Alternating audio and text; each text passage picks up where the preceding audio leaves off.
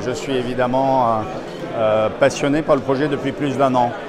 Pourquoi je pense qu'il est bon? C'est parce que si la passion que ce projet m'a permis de trouver, d'aller chercher chez moi, ça fait des années, mais des années que je cherchais un projet dans lequel je pouvais m'éclater en tant que Polynésien, mais ouvert. On veut regarder l'étranger, on veut regarder ce qui se passe. J'ai pas envie que pour moi, pour mes enfants, pour les futures générations, qu'on reste à la traîne de ce qui se passe ailleurs. Donc, si tu veux, à ta question, je te répondrai que moi, ce que ça me donne, c'est de l'espoir. C'est que dans notre pays, malgré les péripéties de nos gouvernements, malgré parfois la morosité qu'il y a, parfois malgré l'effet un peu déformateur de Facebook. Donc j'aime bien quand parfois les journalistes nous disent « Oh là là, il y a plein de gens qui sont contre aussi ». Moi, je les ai comptés. J'ai été sur Facebook et j'ai compté. J'ai dit oui, c'est vrai, il y a des gens qui posent des choses très négatives.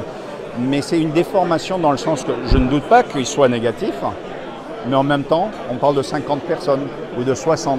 Pourquoi? Parce que les gens qui peut-être soutiennent ou peut-être sont neutres ne s'expriment pas de la même manière. Donc ce que je voudrais dire, c'est que je ressens tous les jours de l'espoir par rapport à ce projet. J'ai beaucoup de jeunes là et on les a invités bien sûr, il y a l'école Poly 3D, donc c'est des jeunes qui se projettent déjà ailleurs.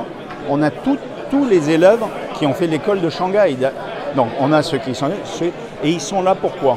Moi ils m'ont contacté plusieurs à différents moments, parce qu'ils cherchent leur place aussi. Ils se disent ok, je reviens dans mon pays, ok, qu'est-ce que je fais et où je vais? Donc pour moi c'est porteur d'espoir. Et ce qu'on a signé dans le protocole d'entente, c'est un projet pilote. Un projet pilote, ça veut dire qu'il faut tester. On a les plus grandes sommités mondiales en termes d'infrastructures flottantes, en termes d'énergie renouvelable, en termes de traitement des eaux, en termes culturels aussi. Comment ça va s'inscrire avec notre culture? Vous avez vu qu'on a M. Lele Lalou, Toa Pitman, on a le sénateur Kalaning et c'est des Polynésiens qui croient non seulement dans le projet, mais qui veulent porter le projet même au-delà de nos frontières. Aujourd'hui, mon plus grand désir serait qu'on ait du soutien et que le gouvernement et qu'on puisse garder ce projet chez nous, parce que c'est très facile. Les Américains, ils aiment beaucoup la Polynésie, mais si demain ça devient plus facile pour eux de faire le projet, donc moi je me bats tous les jours pour dire c'est ici qu'il faut faire le projet.